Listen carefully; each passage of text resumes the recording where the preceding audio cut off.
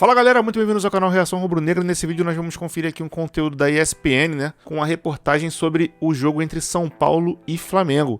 Então vamos ver aí o que está acontecendo aí, quais são as informações aí nesse pré-jogo aí, São Paulo e Flamengo, trocando de janela aqui. Lembrando de te pedir para se inscrever no canal, muito importante que você se inscreva para ajudar o canal a continuar crescendo, espalhar a palavra. E sempre comente no vídeo aí, nem que seja para dizer de que cidade, que estado você é, pra gente saber até onde esse vídeo tá chegando, até onde vai o tamanho da torcida do Flamengo, que os antes, principalmente na mídia paulista, gostam de chamar de terceirizada. Então, sem mais enrolação, vamos lá. Like no vídeo, se inscreva no canal, 3, 2, 1, lau. Às 9h30, o São Paulo enfrenta o Flamengo no Morumbi. O tricolor ainda não perdeu nenhum jogo de mata-mata em seus domínios e espera usar essa arma contra o poderoso esquadrão rubro-negro. Rogério Ceni conta com o elenco quase inteiro. A principal baixa será Miranda, que foi expulso no duelo contra o América Mineiro. Ceni tem pela frente um tabu particular para quebrar: nunca ter conseguido vencer o Flamengo como treinador. Foram 8 encontros e 8 derrotas. Será que chegou a hora da vitória? Pega o Flamengo num dia inspirado e erra 5 passes desse, você perde o jogo no primeiro tempo com 3-0. Vamos fazer algumas escolhas, ou trabalhar em linha de 4 mesmo, nesse jogo do Flamengo, ou então fazer uma escolha por mais um defensor e jogar no sistema que a gente está mais acostumado. No Flamengo, Dorival Júnior realmente está focado nas Copas. No duelo contra o Palmeiras no Brasileirão, poupou titulares e conseguiu arrancar um empate em pleno Allianz Parque. No Morumbi terá força máxima com o trio Gabigol, Pedro e Arrascaeta na linha de frente. Os jogos têm mostrado coisas muito boas e positivas. E mesmo assim, nós estamos intensificando trabalhos para que melhoremos ainda mais a capacidade e esse processo de evolução. Duelos quentes, rivalidades a 1000. Será que é bolacha? Será que é biscoito? Os próximos capítulos desta Copa do Brasil você vai acompanhar aqui no Sport Center. O que a gente sabe, já conhece, é o caminho até essa semifinal. Claro que já foi falado aí, mas é bom você ficar esperto, porque amanhã, então, é dia do primeiro jogo aí entre Fluminense e Corinthians e São Paulo e Flamengo. Podemos ter uma final carioca, podemos ter uma final paulista e, claro, que também podemos ter um representante de cada cidade aí nessa grande final da Copa do Brasil. Aliás, é hora do tira-tema, hein? Tá aí na tela para você um pouquinho do histórico de mata-matas entre São Paulo e Flamengo. As vitórias do clube paulista e as vitórias também do clube carioca. Tudo na tela, é o histórico ou a história em jogo sendo contada amanhã. E vamos diretamente voltar lá para o Rio de Janeiro, onde Pedro Henrique Torre acompanhou inclusive esse embarque do Flamengo vindo para a capital paulista para enfrentar o tricolor. Pedro, basicamente, um Flamengo que poupou no final de semana, como a gente muito bem sabe, e conseguiu arrancar esse pontinho do Palmeiras pelo Campeonato Brasileiro. Mas agora o foco é Copa do Brasil. Como embarcou esse Flamengo para cá? Tudo bom, Luciano? Mais uma vez, boa tarde para você, Jean, Renato, todos os amigos do Sport Center. Embarcou com bastante tranquilidade, viu? A gente estava acompanhando aqui o embarque do Flamengo nesse local especial, a gente pode chamar assim, nesse salão nobre aqui do aeroporto do Galeão. Muita tranquilidade, até o Arrascaeta e o Vidal agora são meio que amigos inseparáveis, né? O Arrascaeta antes era muito amigo do Isla, assim, andava grudado no Isla. O Isla foi embora, agora é grudado no Vidal. Desceram do ônibus gargalhando, assim, andando ali para a sala de embarque mesmo. Então, um ambiente mais descontraído. O Flamengo tentou fazer a sua parte contra o Palmeiras, foi uma opção do Dorival, poupar quase todo o time. Jogou ali com o Davi Luiz e o Thiago Maia, que tinham ficado fora da partida contra o Atlético Paranaense porque estavam suspensos. Mas é uma tranquilidade, assim, o time treinou pela manhã no Ninho do Urubu. E aí fica, talvez uma dúvida, a gente pode dizer, 3 jogadores para 2 vagas, porque você tem o Vidal agora em melhores condições físicas, já foi titular contra o Atlético Paranaense, mas a tendência mesmo é que ele mantenha aquela equipe que eu sempre falo, que virou a chave na temporada, lá naquele 7-1 contra o Tolima, que você tem ali mais o Thiago Maia de primeiro volante, tem o João Gomes, Everton Ribeiro, Arrascaeta, o tal Losango, na frente mais você tem a Pedro e Gabigol ali como a dupla de ataque. Então a tendência mesmo é que ele mantenha essa equipe, tendo o Vidal como alternativa, mas nada o impede ali de, claro, escalar o Vidal desde o início, porque ele já teve algumas tentativas ali, alguns experimentos de botar o João Gomes mais como primeiro homem, até na partida contra o Atlético Paranaense, que ele não tinha o Thiago Maia, estava suspenso, então ele botou o João Gomes um pouquinho mais recuado, deixou o Vidal um pouco mais à frente, e aí a gente tinha uma possibilidade de ver contra o Palmeiras, tendo todos os jogadores à disposição, como ele vai fazer? Aí deixou boa parte fora, então o Thiago Maia jogou na sua função ali de primeiro homem, o João Gomes voltou ali um pouco mais adiantado, mas o Vidal ficou no banco de reservas, então a gente não pôde ver com todos eles em campo ali, o Everton Ribeiro também estava no banco de reservas, então o Dorival não está dando tantas armas assim para o que ele vai fazer, porque ele pode mexer bastante. Não tem, por exemplo, o Pulgar, né, porque não está inscrito na Copa do Brasil, então é um nome a menos, não pode ter uma estreia numa semifinal de Copa do Brasil, seria improvável também. Então a tendência mesmo é que ele mantenha aquele time. Santos, Rodinei, Davi Luiz, Léo Pereira, Felipe Luiz, João Gomes, Everton Ribeiro, e aí tem o Thiago Maia de primeiro volante, Arrascaeta, Pedro e Gabigol. É essa a tendência do Flamengo, que foi para São Paulo, fica concentrado e vai tentar encarar o tricolor paulista. Uma fase muito boa que vem o Flamengo, sob o comando do técnico Dorival Júnior, mas ele mostrou bem a importância que ele dá a esse jogo contra o tricolor paulista amanhã no Morumbi, justamente segurando no Brasileiro e jogando essas suas forças nas Copas. O time das Copas tem sido muito forte, até porque é um planejamento, joga amanhã contra o São Paulo e aí certamente vai segurar muitos nomes contra o Botafogo aqui no Rio no fim de semana, no estádio Newton Santos, e aí na segunda-feira o Flamengo já embarca para a Argentina, afinal tem Vélez Sarsfield pela semifinal da Libertadores, aí volta a campo o time de Copas, é como o Dorival está administrando. Então, só repetindo mais uma vez, tendência mesmo é que seja o time que vem mudando a chave do Flamengo nessa temporada, com aquele quarteto do losango ali no meio de campo. Daqui, então, do Rio de Janeiro, a gente segue para o palco da partida no Morumbi, onde está lá o Edu Afonso. Ele traz todas as informações agora do São Paulo. O Flamengo está mais tranquilo em relação à escalação. O Rogério Ceni não está tanto assim, né, Edu? Ele tem algumas dúvidas aí para sanar até a hora do jogo amanhã, 21h30.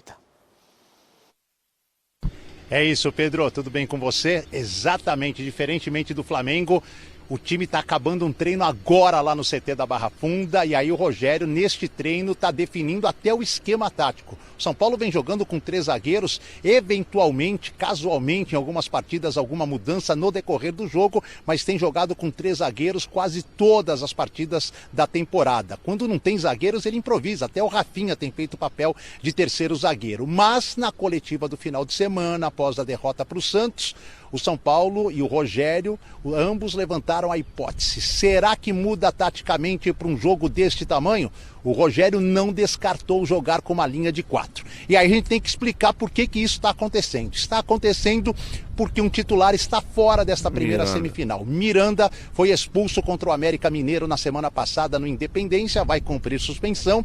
E aí a carência do São Paulo maior é justamente no miolo de zaga.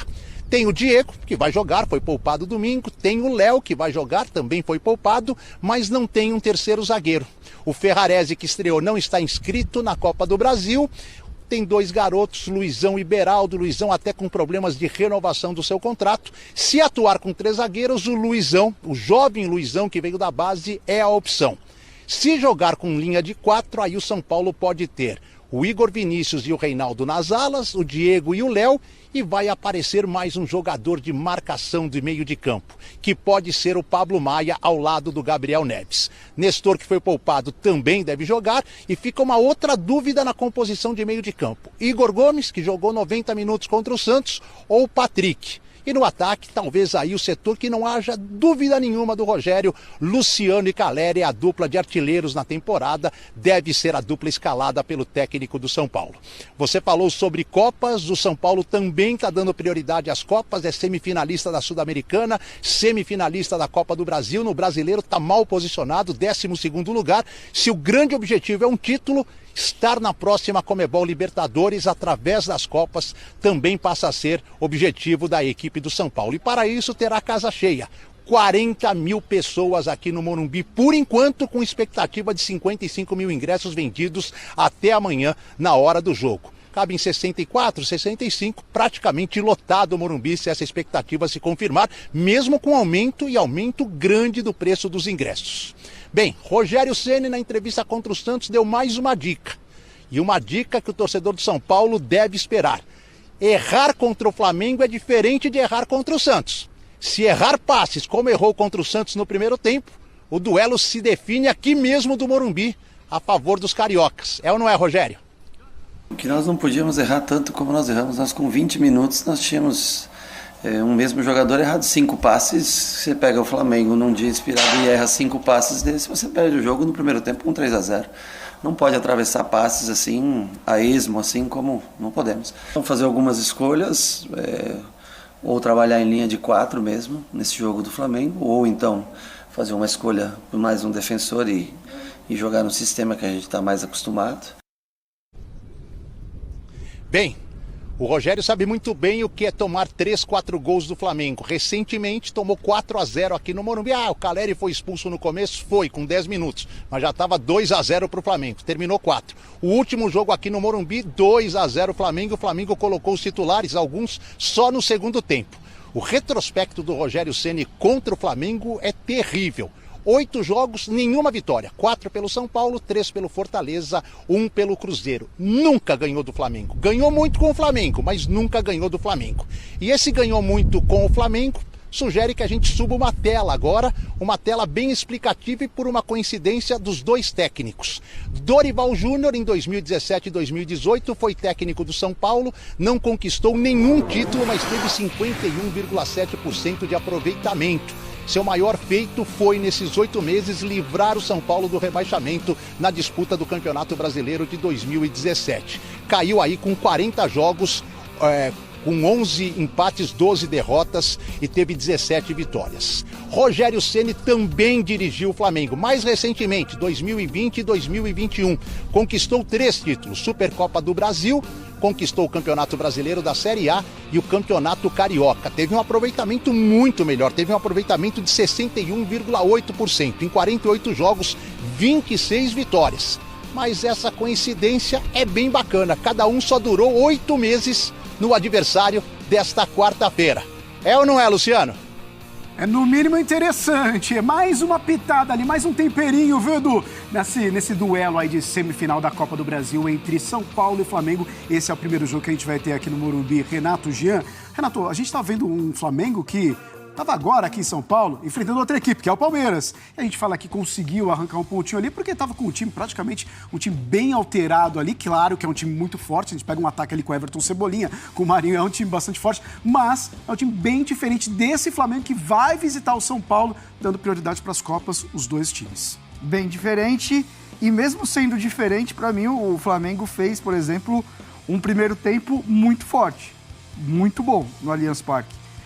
Acho que o Flamengo, dentro do confronto, eu acho que ele foi até melhor que o Palmeiras. O Palmeiras fez um segundo tempo muito bom, conseguiu aumentar o ritmo, colocar a intensidade, mas ao mesmo tempo o Flamengo conseguiu se defender muito bem. Foi um jogo muito equilibrado aqui em São Paulo, entre as duas equipes. Mas aí a gente está falando de um outro time, inclusive de um outro sistema, né? O Flamengo, o time B do Flamengo tem jogado no 4-3-3, justamente porque tem os dois jogadores que você falou, os dois pontas, né? O Everton e o Marinho. Agora a tendência é voltar para o losango, jogar com 2 atacantes e um meia atrás, enfim.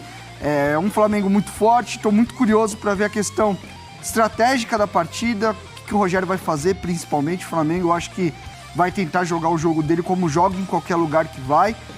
Tenho sérias dúvidas se o Rogério vai sair para pressionar logo de cara, se ele vai esperar, muito se discute em cima disso.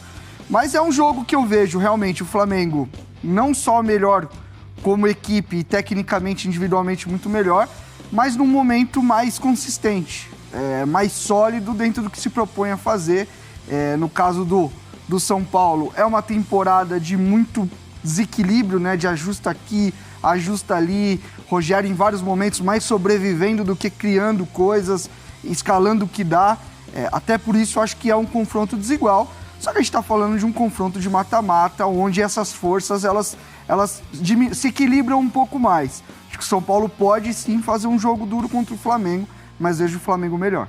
Jean, o que o Rogério fala ali é realmente algo para se prestar atenção, né? O Edu Afonso acabou falando pra gente, acabou destacando ali essa história de cometer o erro. É bem provável que você vai ser penalizado com uma equipe como o Flamengo com tantos talentos. Sem dúvida, Luciano. Acho que até por isso ninguém tem dúvida em relação ao favoritismo nesse confronto.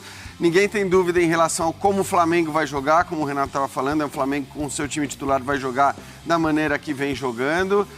E ninguém tem dúvida também de como o Flamengo vai se comportar, tomando a iniciativa do jogo, partindo para cima e tudo mais. Se existe alguma dúvida, as dúvidas estão todas do lado do São Paulo.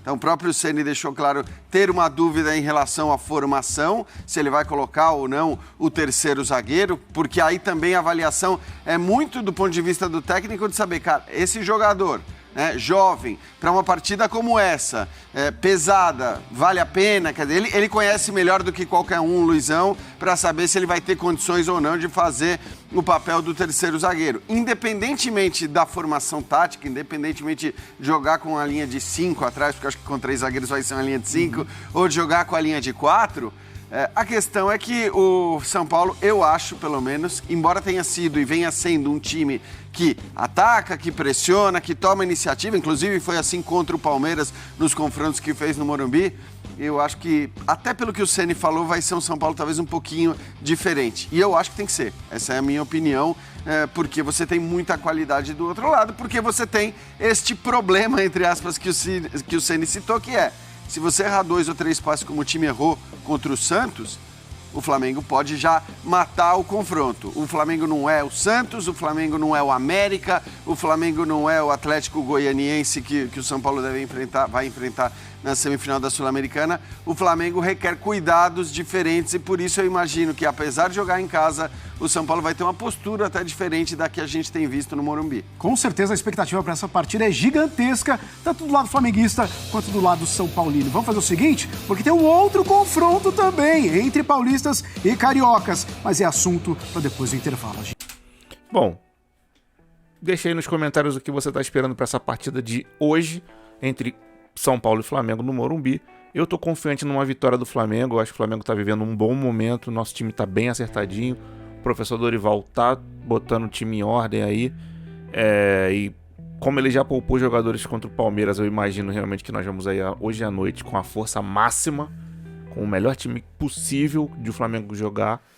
E esse melhor time possível do Flamengo jogar é superior ao time do São Paulo, com todo o respeito que a gente tem aqui ao elenco do São Paulo e ao treinador deles, que foi nosso treinador e foi campeão por aqui. Deixa nos comentários o que você está pensando a respeito disso. Se não, me diz só de que cidade e que estado você é. Vamos trocar de janela aqui. Lembrando de te pedir para se inscrever no canal, muito importante que você se inscreva aqui para ajudar nosso canal a continuar crescendo cada vez mais. E é isso aí. Eu vou ficando por aqui. Um grande abraço para todo mundo. Fique todo mundo na paz e fui.